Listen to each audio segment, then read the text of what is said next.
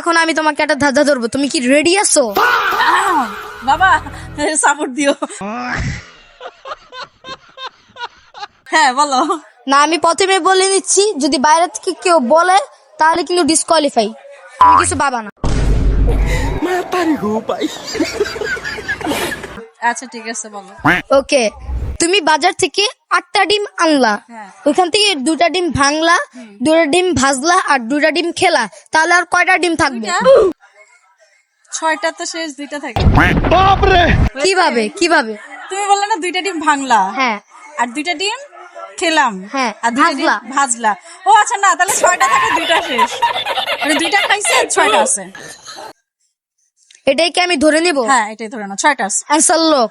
হ্যাঁ হ্যাঁ, absolutely right right. Right answer. আহ